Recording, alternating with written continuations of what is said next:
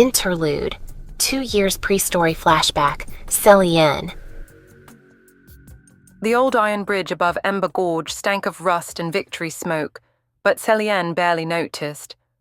The raid had gone well. Dominion turrets lay silent, sparks still hissing. Riven found her where she'd collapsed against a girder, blood slick from a knife graze. Without a word, he tore fabric from his sleeve, fingers surprisingly gentle as he wrapped her arm. "Hurts," she hissed. "Breathe," he murmured, cutting away her ruined gauntlet. "Pain is a message." She smirked through the sting. "What's mine say?" "That you're alive and reckless." His eyes, both human then, held a glint of battered admiration. "I like reckless." She laughed, then winced. "Marry me, Commander."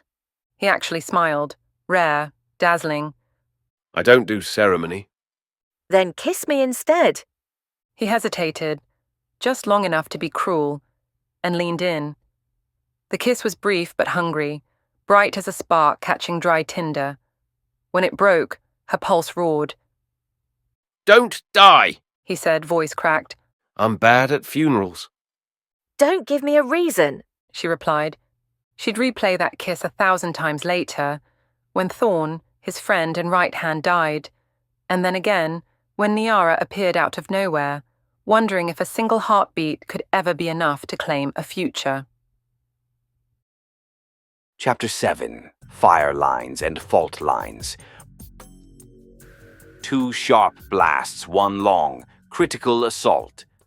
Nyara snapped awake, blades of cold slicing her lungs. Embercamp's watchfires guttered as if the horn itself had sucked away their oxygen. Outside, Lise sprinted past the barrack flap, hair loose, carrying 2 trauma kits and shouting, "Shields to the north wall, now!" Kale barreled after her with a crate of crystalline coils. "Riven needs the EMP net live in 60. Nyara grabbed her boots. Her ink brand was already hot, pulsing to a rhythm older than blood. Night sky tore open with streaks of violet fire, Dominion drop pods breaking with reverse sigils, slamming into the clearing like nailed coffins. 6, 9, 12, each hissed open to disgorge stun rifle squads in mirror black armor. Riven jogged across the quad, commands crisp. "Kyle, net grid, Valen, east flank jammers, Lys, triage corridor." "Nyara," he added, "with me." She fell into step, heart staccato. He passed her an obsidian dagger etched in her own glowing script, shouting, "If they breach inner perimeter, sing. Otherwise, steal." He almost smiled. Then the first bolt hissed past and the smile was gone, replaced by the hunter. Kale skidded beside the perimeter stones, slamming coil anchors into the earth. "If this cooks my eyebrows off, put it in the songbook," he yelled. Eris, the surviving twin, wired the last node, lips moving to a code only Ghost Avon could hear. The rig pulsed once, twice. Above, Dominion helmets burst into static as Kyle's net shredded their comms, an instant of rebel advantage. "Who says mad science can't be punctual?" Kale crowed, then dove to avoid a stun grenade. From the tree line strode Selienne Dre in full blood crimson cloak, Dominion rune tattoo glaring across her collarbone. She looked incandescent. Rage, heartbreak, newfound power. She spoke a single command in high Dominion cant. Stasis collars on half the rebels latched. Kyle's net fizzled. Betrayal locked in silver lines around wrists and throats. Riven froze mid-swing, recognition burning in his eyes. "Selienne, what have you done?" Selienne's smile was a knife. "Rewritten the algorithm." She lunged, twin crescent blades whirling. Riven parried, sparks flew. Nyara shoved through chaos to the east flank, where Valen knelt over a Dominion repeater, fingers deep in its glyph core. "Tell me you're sabotaging," she hissed, voice hoarse. Redefining sabotage. Valen muttered. Feed it false positives. It fires at its own. He winked, then flinched as a rune shard grazed his cheek. Mostly. Nyara saw Dominion files on his wrist hub. Payment chits, troop rosters. Double agent, triple, no time. If you're lying, I'll sing your secrets open, She warned. Valen's grin faltered. Consider me terrified, Shatterheart. Selienne gained ground. Riven bled from a cut at his brow. A stun lance roared toward Lisa's triage line. Nyara inhaled. No choice. Her note began as a hum, swelled into a blade. Air warped, bolts curved. The stunned lance boomeranged into Dominion ranks, dropping 4 soldiers. Her lungs scorched. Silver tears streamed. The shard demanded more. Thunder cracked, reality's protest. Dominion troops staggered, even rebels flinched. The veil at camp's heart rippled, thin as rice paper, showing glimpses of mirror dunes beyond. Kale shouted, Nyara, dial it back or we're all in another postcode. She cut the note short, knees buckling. Liz caught her, shoving a vial between her lips. Breathe later. Stand now. Selienne gained ground. Riven bled from a cut at his brow. A stun lance roared toward Lisa's triage line. The gunship roared overhead, flood lamps scorching trees white. Dominion grapplers clanged into ground anchors. Inquisitor Malus descended like a queen of knives, cloak snapping in the rotor wash. At her side, shackled but upright, walked Renara. Nyara's heart exploded into ice and wildfire. Her mother's hair was silver ink strands, eyes abyssal, yet alive. And humming an undercurrent Nyara felt in her teeth. Neolith! Selienne dropped to one knee, head bowed. Dominion troopers reformed ranks. Malus's amplified voice rolled over the battlefield. Surrender the shard bearer. The rest of you may yet serve order. Riven spat blood. Liz raised her staff. Kyle gripped a detonator. Nyara stepped forward, voice not loud but steady despite the tremor in her bones. Come for me then, but no, I'm not alone. She glanced at her friends, battered, outgunned, unbroken. Ranara met her daughter's gaze across the churned earth. Sorrow, warning, hunger all at once. Her lips moved in silence. Choice. Smoke, screams, collapsed timelines. Riven signaled retreat. Through the mirror. Now!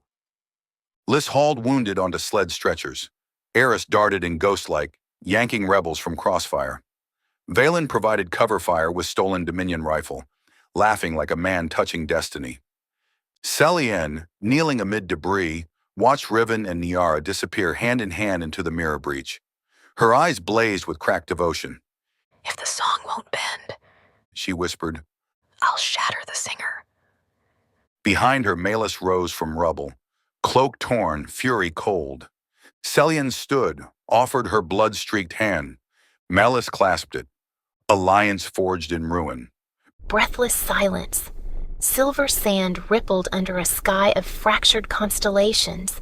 Ember survivors staggered, coughing, clutching their wounded. Nyara collapsed to her knees. Riven knelt too, pressing cloth to her bleeding nose. Les began triage. Kyle scanned the horizon with wide-eyed awe. We're in the mirror expanse. Maps end here. Valen arrived last, flopping onto the sand. Well, if death has decor like this, I'm in. Nyara opened her palm. Valen's data slug. Tell me this was worth it. He grinned, weary. Contains Dominion Master troop codes. Enough to blind every collar in Erenmere. Nyara's gaze slid to the horizon, where distant mirror spires glinted. Maybe Renara, maybe worse. Then the war just changed. She looked up at the survivors, firelight in their eyes, night sky rearranging overhead. And so do we. Night felt sticky and electric, too quiet. Nyara couldn't sleep. The air in Ember Camp felt dense, like it was holding its breath. She stepped onto the northern ridge and found Riven already there, arms crossed, shirt damp with sweat, eyes scanning the sand dunes. Can't sleep? She asked, voice soft. Don't sleep. He replied without turning. Waste of awareness. You must be terrible at parties. I've never stayed long enough to be invited to one. She smiled. He didn't. But then he looked at her, and the night felt too still.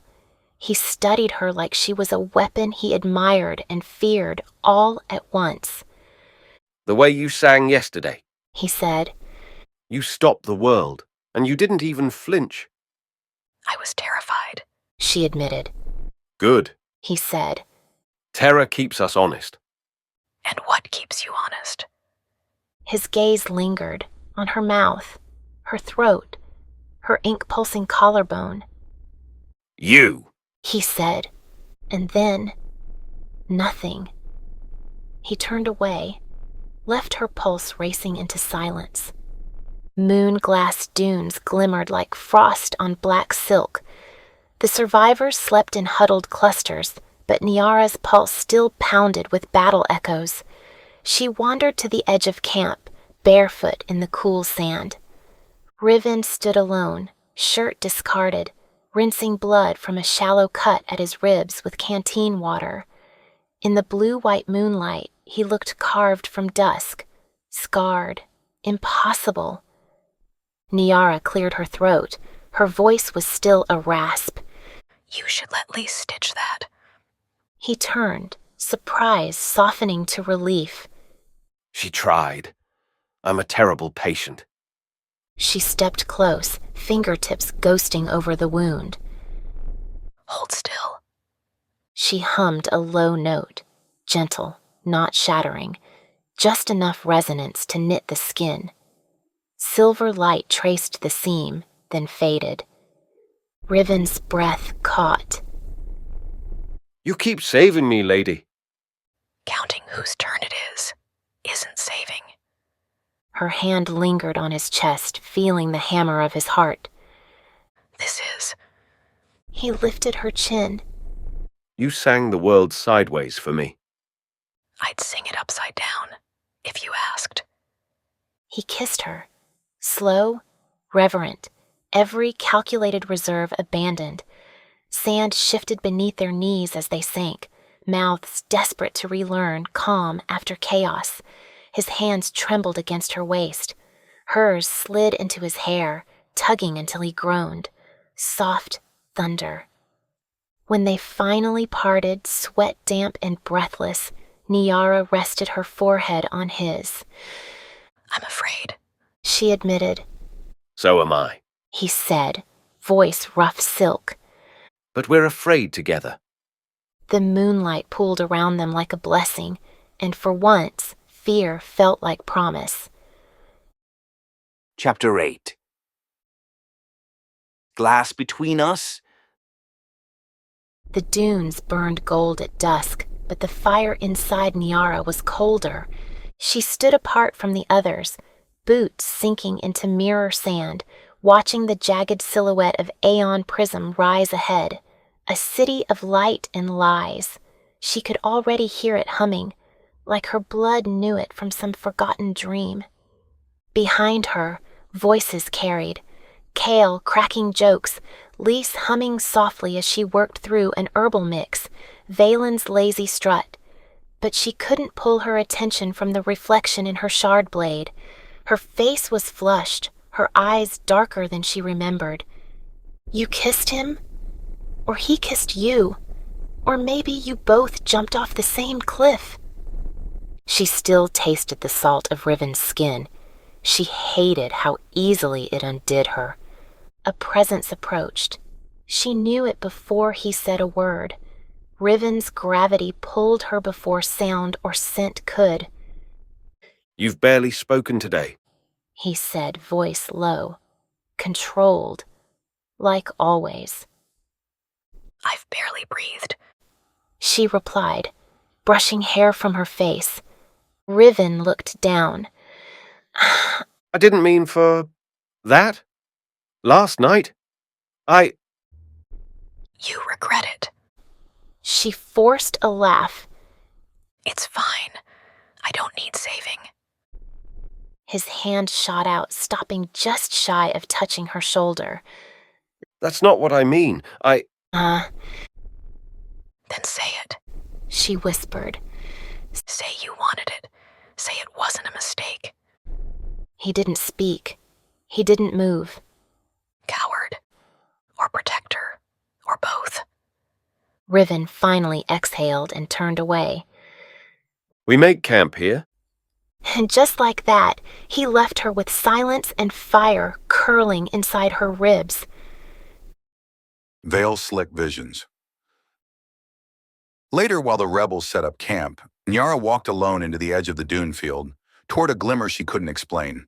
The shard in her chest was humming, not loudly, not angrily, but longingly, like it was remembering something.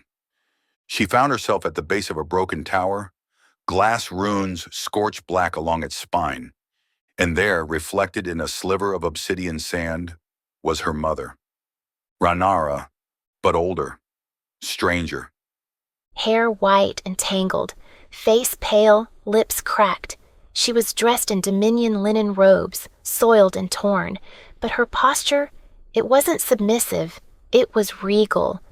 And something was wrong with her eyes, one green, one silver-veined and flickering. Daughter, The image said. Nyara stumbled back, heart pounding. Where are you? She whispered aloud. The image tilted its head. in all the places that hurt, and one that doesn't forget. The illusion faltered. Behind the gentle voice came a scraping static, like another version of Rhaenyra wanted to speak and couldn't. Nyara tried to reach through the glass.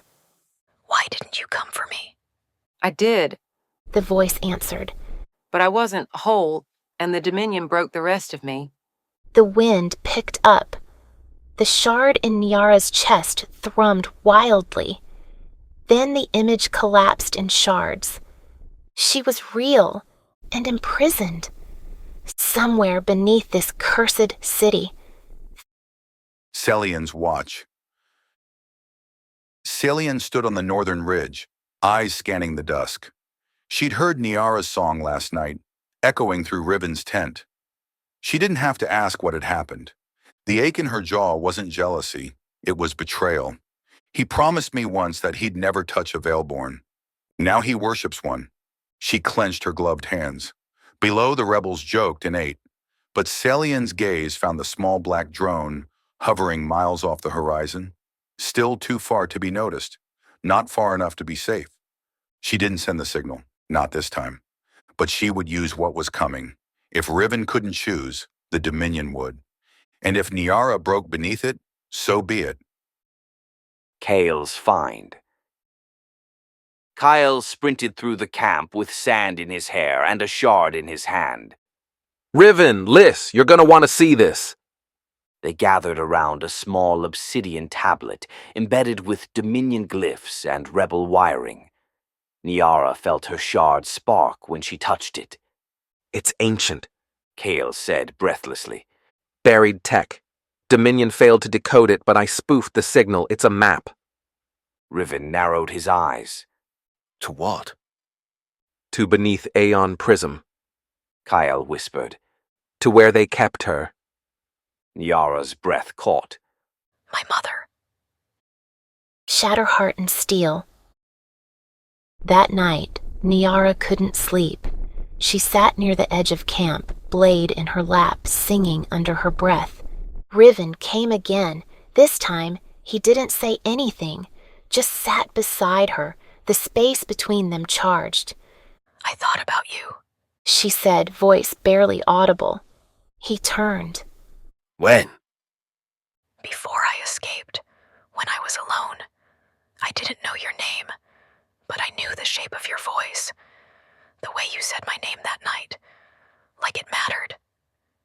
His jaw clenched. It does matter.